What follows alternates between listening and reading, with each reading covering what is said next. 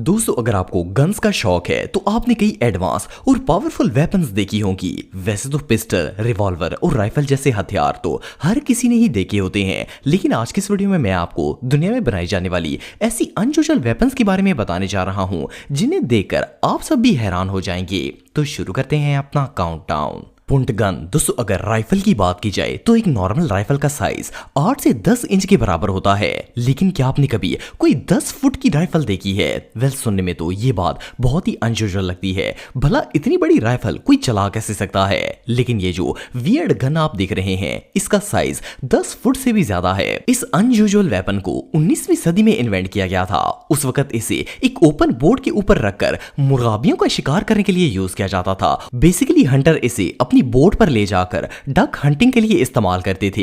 एक और मजे की बात यह है कि इस गन का वेट भी बहुत ही ज्यादा था। आपको जानकर हैरानगी होगी कि इस गन का वेट 65 केजी से भी ज्यादा था। सोचने की बात यह है कि हंटर इतनी बड़ी और हैवी वेपन को उठाता कैसे होगा, और इससे भी हैरत की बात यह है कि इसे शूटिंग करना कैसे पॉसिबल है, लेकिन लोग फिर भी इसे इस्तेमाल करते थे। और मजे की बात यह है कि ये गन इतनी बड़ी थी कि जब इसे शूटिंग की जाती थी तो ये एक दो नहीं बल्कि एक साथ दर्जनों मुर्गाबियों का शिकार कर देती थी। वेल, इस गन को लेट 90s तक यूज किया गया, लेकिन ये अपने हैवी वेट की वजह से फेल हो गई और अब तो ये सिर्फ म्यूजियम में ही देखने को मिलती है।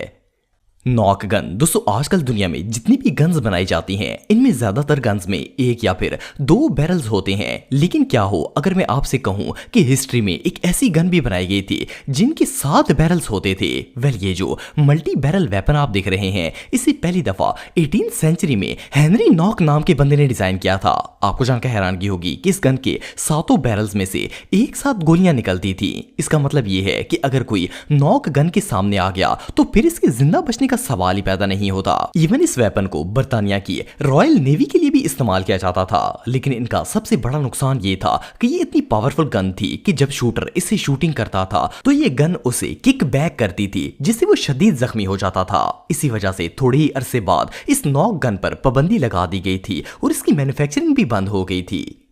Zip gun. दोस्तों, वैसे तो आप सबने बहुत से स्टाइल्स के पिस्टल्स देखे होंगे, लेकिन इसे वियर्ड पिस्टल शायद आपने पहले कभी नहीं देखा होगा। फर्स्ट ऑफ ऑल तो इसकी रेक्टेंगुलर शेप ही इतनी अनयूजुअल है कि इसे देखकर यकीन ही नहीं होता कि ये एक गन है। जिप गन असल में एक होममेड पिस्टल है जिसे एक रिटायर्ड ऑफिसर ने डिजाइन किया था। इसने पिस्टल को बनाने के लिए मेटल पाइप्स, रबर बैंड्स और सिंपल कीलों का इस्तेमाल किया। इसमें मौजूद मेटल पाइप को बैरल के तौर पर यूज किया जाता है। बुलेट्स को शूट करने के लिए इसे पाइप के अंदर डाला जाता है। इसके अलावा अंदर एक स्प्रिंग भी फिट किया गया है जिसकी मदद से बुलेट शूट की जाती है।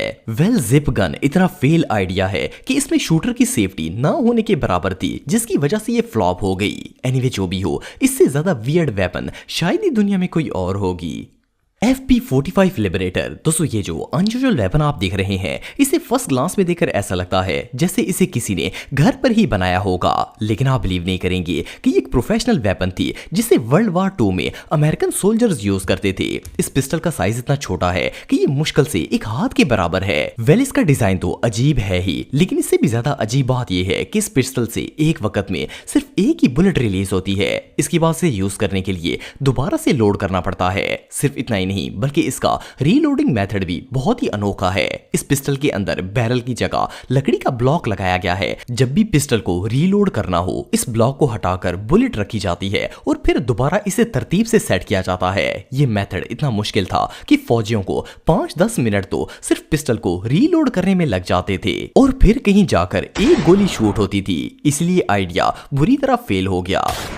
Apache revolver. दोस्तों, वैसे तो पिस्टल या रिवॉल्वर का मकसद सिर्फ बुलेट शूट करना होता है, लेकिन क्या आपने कभी कोई ऐसी रिवॉल्वर देखी है जो फायरिंग करने के अलावा भी और भी काम आ सके? वेल, ये जो यूनिक रिवॉल्वर आप देख रहे हैं, इसे 19वीं सदी में फ्रांस के अंदर बनाया गया था। इसके अंदर गोलियों के साथ साथ एक चाकू और नक्कल भी मौजूद होती थी। शूटर इस वेपन की मदद से अगले बंदे पर गोलियां तो चला ही सकता था, इसके साथ साथ अपने सेल्फ डिफेंस और अटैकर से बचने के लिए ब्रास और नाइफ का इस्तेमाल भी कर सकता था। लेकिन इसका मसला ये है कि ये एक बहुत ही अनसेफ वेपन है। उसकी वजह यह है कि इस वेपन के नीचे मौजूद नकल्स की वजह से एक्यूरेट निशाना लगाना ऑलमोस्ट इम्पॉसिबल हो जाता है और इसकी वजह से खुद शूटर भी जख्मी हो सकता है। इसीलिए आइडिया बुरी तरह फेल हो गया था।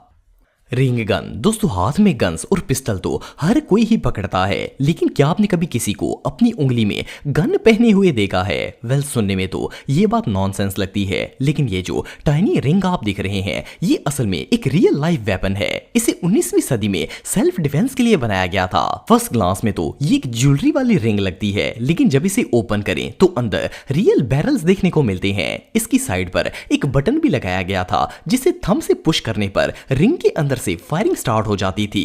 वेल, इस वेपन की शेप तो काफी यूनिक है, लेकिन ना तो ये ज्यादा रेंज तक शूट कर सकती है और इसकी गोली का साइज इतना छोटा होता है कि ये सामने खड़े बंदे पर शायद असर ही नहीं करेगी। वेल, ये वेपन इतनी फेमस तो नहीं है, लेकिन ये इतनी यूनिक है कि इसे देखकर ही मजा आ जाता है। ग्लव पिस्टल दोस्तों, ये जो अनयूजुअल थिंग आप देख रहे हैं इसे फर्स्ट ग्लांस में देखकर ऐसा लगता है जैसे किसी ने हैंड ग्लव के ऊपर डिवाइस को फिक्स कर दिया है, लेकिन आप बिलीव नहीं करेंगे कि ये एक रियल पिस्टल है। इसे हैंड ग्लव के ऊपर फिक्स किया जाता है, इसलिए इसे ग्लव पिस्टल कहा जाता है। यूजर इसे दास्ताने के ऊपर हाथ में पहन लेता है और फिर इसे शूटिंग भी की जा सकती है। ग्लव पिस्टल को वर्ल्ड वॉर 2 के दौरान सोल्जर्स के लिए डिजाइन किया गया था, लेकिन सोचने की बात यह है कि इसे एक्यूरेट निशाना कैसे लगाया जा सकता है, क्योंकि ना तो इस वेपन का कोई ट्रिगर होता है और ना ही बैरल की शेप इस तरह की होती है कि इसे निशाना बांधने के लिए इस्तेमाल किया जा सके। और सिर्फ इतना ही नहीं, बल्कि इस पिस्टल के अंदर एक वक्त में एक ही बुलेट लोड की जा सकती थी। बेसिकली ये आइडिया कंप्लीटली यूजलेस था। जस्ट इमेजिन कि ये ग्लव पहनकर सोल्जर लड़ाई करना तो दूर, इसे अनलोड करने के चक्कर में ही लगा रहता होगा। ये पिस्टल रियली बहुत वियर्ड थी। हार्मोनिका गन दोस्तों, ये जो गन आप देख रहे हैं इसका नाम हार्मोनिका गन इसलिए रखा गया था क्योंकि इसके बैरल्स की शेप बिल्कुल हार्मोनिका या मुंह से बजाने वाली बांसुरी की तरह लगती थी। ये पिस्टल 19वीं सदी में बनाई गई थी। इसकी शेप और बैरल ना सिर्फ देखने में बहुत ही अजीब है, बल्कि इन बैरल्स को चलाने का अंदाज इससे भी ज्यादा अनोखा है। इसके अंदर एक वक्त में 5 से 10 गोलियां लोड होती थी, लेकिन शूटर इन तमाम गोलियों को एक ही बार में शूट नहीं कर सकता था। इस अनयूजुअल पिस्टल के अंदर से एक वक्त में सिर्फ एक ही गोली निकलती थी। अगली गोली चलाने के लिए शूटर को पिस्टल का हैमर हटाकर बैरल की अगली गोली निशाने पर रखनी होती थी ताकि इसे दोबारा से शूट किया जा सके। इसके बाद वो फायर कर सकता था। वेल, सिंपल अल्फाज में इसका मतलब ये था कि अगर किसी बंदे के पास ये गन मौजूद हो और इस पर कोई हमला कर दे तो वो अपना सेल्फ डिफेंस किस्तों में कर सकता था। बहरहाल जो भी हो, इस पिस्टल का आइडिया बुरी तरह फ्लॉप हो गया था और ये कभी भी मैस प्रोड्यूस नहीं की गई।